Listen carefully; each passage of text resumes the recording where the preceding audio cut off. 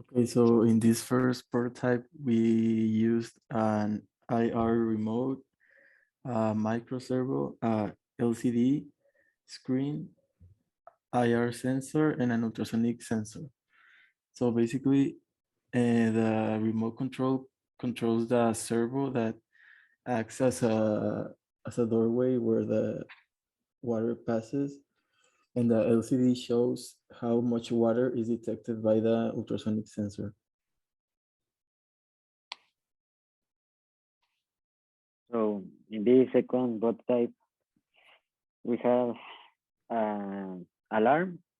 The we turn the switch, and the PR sensor detects movement, and with that movement, the buzzer turns in and sounds like alarm, and the LED start to turn the light, and yes, when the movement is over, the sensor, the all the mechanism is over.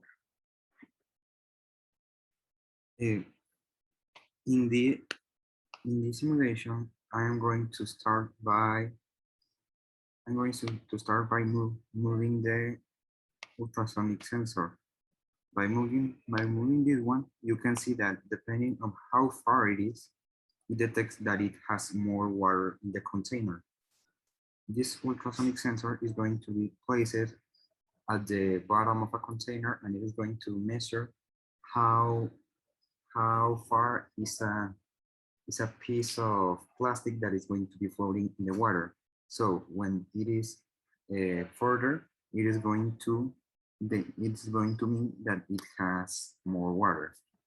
Here we use a mapping variable where the values that we receive from the ultrasonic sensor that went from 0 to 2 point here, from the values that came from the ultrasonic sensor that are in centimeters, go from 2.1 to 275. With the mapping function, what we make is limit those values from a number between 0 and 100. Then that is used in this function, which is named LCD screen, in which depending of the value that the variable percentage sensor has, it displays a different message in the LCD screen.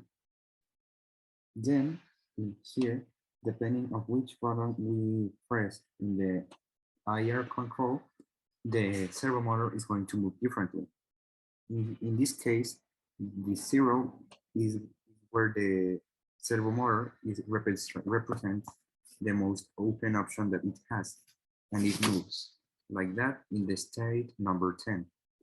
Then it has the states from 1 to 9, which represent different levels of open that are in which 5 is the middle one, as you can see.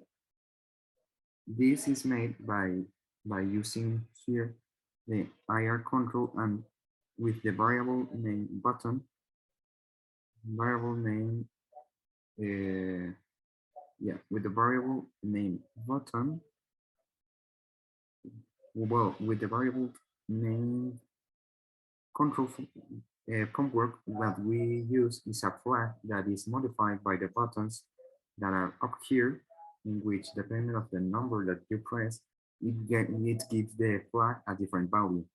For example, here when the button 9 is pressed, it gives the flag the value of 9.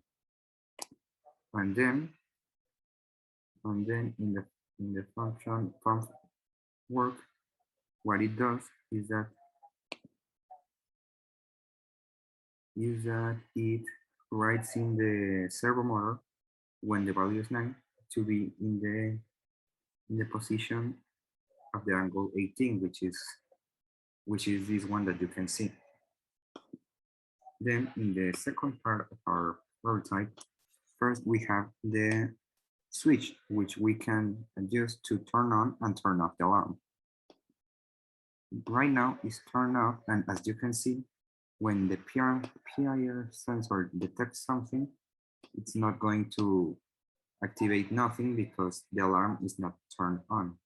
But when you turn on the alarm,